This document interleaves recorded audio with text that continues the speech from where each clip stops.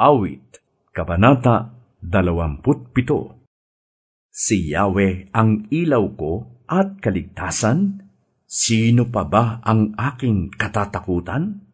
Si Yahweh ang muog ng aking buhay, sino pa ba ang aking kasisindakan?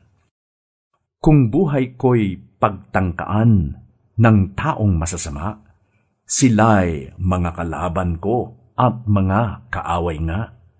Mabubuwal lamang sila at mapapariwara. Kahit isang hukbo ang sa aki pumalibot, hindi pa rin ako sa kanila matatakot. Salakayin man ako ng mga kaaway, magtitiwala pa rin ako sa may kapal.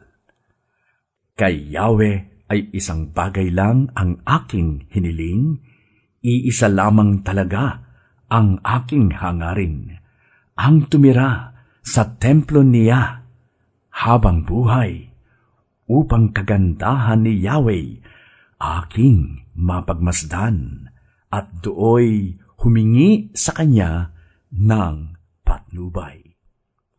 Itatagon niya ako kapag may kaguluhan, sa loob ng kanyang templo ako'y iingatan, sa ibabaw ng batong malaki ako'y ilalagay. Matatalo ko ang mga nakapaligid kong kaaway.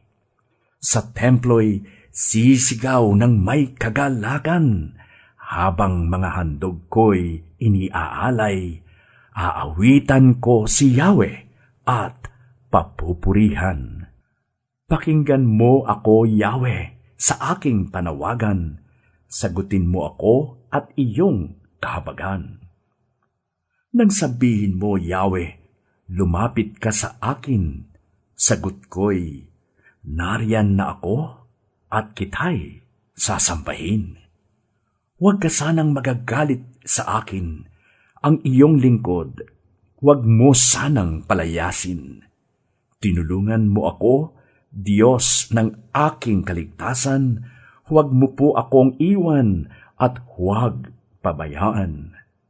Itakwil man ako ng aking ama at ina, si Yahweh ang sa akin ay mag-aaruga. Ituro mo sa akin, Yahweh, ang iyong kagustuhan, sa ligtas na landas ako'y iyong samahan, pagkat naglipana ang aking mga kaaway. Sa mga kaaway ay huwag akong ipaubaya, na kung lumulusob ay mga pagbabanta at kasinungalingan ang dalang sandata.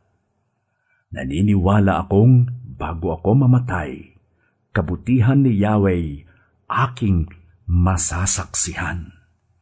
Kay Yahweh tayo'y magtiwala, manalig sa Kanya at huwag manghinawa.